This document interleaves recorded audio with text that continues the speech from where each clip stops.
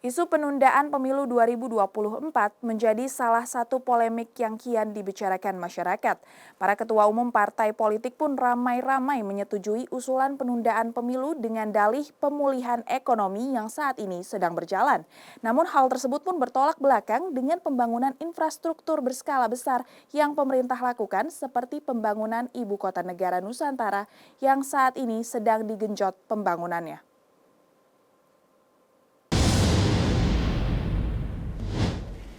Seolah tak kapok, usulan penundaan pemilu yang diusulkan oleh Ketua Umum PKB, Muhaimin Iskandar, menuai banyak komentar di masyarakat. Wakil Ketua Umum DPP PKB, Jazilul Fawait, mengatakan penundaan pemilu yang diusulkan oleh ketuanya tersebut memang tidak ada di dalam konstitusi.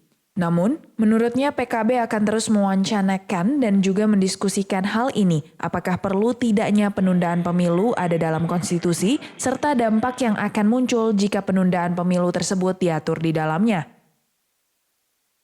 Ya, ekonomi itu impact dari pandemi.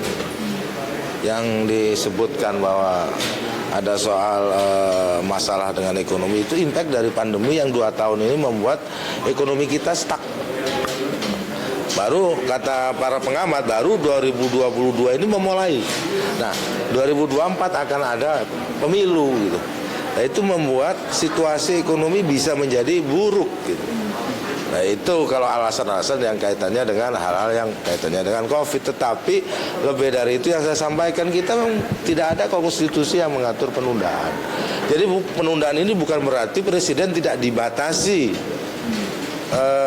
jabatan periodenya, tetap 5 tahun, nggak dirubah.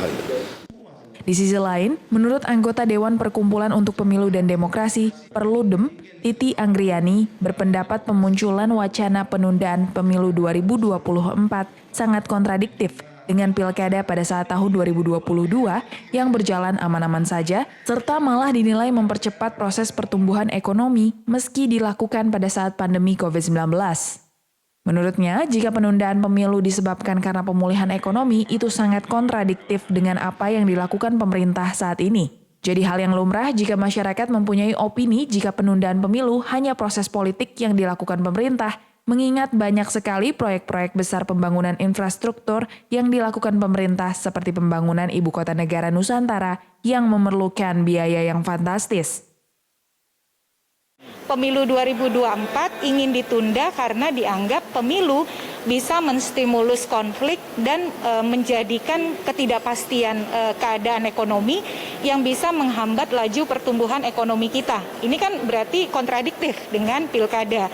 Yang kedua, karena dianggap kita masa pandemi, sehingga pemilunya perlu ditunda dan fokus pada penanggulangan pandemi. Data internasional sendiri memperlihatkan di bulan September 2021 tidak ada satu pun negara yang menunda pemilunya karena alasan pandemi COVID-19. Diketahui memang saat ini tingkat kepercayaan masyarakat kepada pemerintah sedang menurun seiring munculnya polemik-polemik baru yang seakan malah membuat masyarakat menjadi resah seperti isu penundaan pemilu 2024 sampai pembangunan Ibu Kota Negara di tengah susahnya kondisi ekonomi saat ini. Dari Komplek Parlemen Senayan Jakarta, Dio Malau, Nusantara TV melaporkan.